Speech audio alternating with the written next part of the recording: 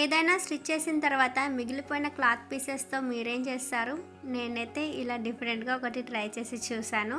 చాలా బాగా అనిపించింది. వీడియోలో చూపించిన విధంగా ఇలా అయితే డిజైనర్ క్లాత్ ఏదైనా తీసుకొని చూపించిన సైజెస్లో పీసెస్గా కట్ చేసి పెట్టుకోండి. అండ్ నెక్స్ట్ పెద్ద పీస్ ఉంటుంది కదా మనం కట్ చేసుకున్నది, దాంట్లో కొన్ని బీడ్స్ని అయితే ఇలా యాడ్ చేసి నేను చూపించిన విధంగా ఫోల్డ్ చేసుకొని స్టిచ్ వేసేసుకోండి.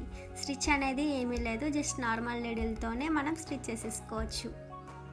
ఇప్పుడు నెక్స్ట్ స్టెప్కి వెళ్దాం. ఏం లేదండి, 4 ఇంచెస్ క్లాత్ని మనం కట్ చేసి పెట్టుకున్నాం కదా, దాన్ని 4 ఫోల్డింగ్స్ చేసి కట్ చేసుకొని ఈ విధంగా వీడియోలో చూపిస్తున్న విధంగా ఫోల్డ్ చేసుకొని స్టిచెస్ వేసుకోవడమే. ఈ విధంగా 2 పీసెస్ అయితే రెడీ చేసి పెట్టేసుకున్నాను. అండ్ వీటిని అయితే ఈ పెద్దదానికి మనం అటాచ్ చేసేయాలన్నమాట. ఏమీ లేదు, చాలా సింపుల్.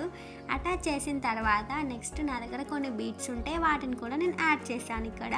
అండ్ మన దగ్గర పాతవైపోయిన టిక్ టాక్ పిన్స్ ఉంటాయి కదా, ఆ పిన్స్ని ఇలా అటాచ్ చేసేసాను, అది కూడా జస్ట్ సూది దారంతో. అండ్ ఈ హెయిర్ క్లిప్ అయితే ఇలా వచ్చిందనమాట. దీన్ని అయితే నేను పెట్టుకొని చూపించడం లేదు, మా చార్లీ గారు పడుకొని ఉంటే వాడికి పెట్టి చూస్తున్నాను. సో ఇలా అయితే బాగుంటుంది. ఇది అనేది చిన్న పిల్లలకి చాలా బాగుంటుంది. సో ఇలా ఒకసారి ట్రై చేసి చూడండి.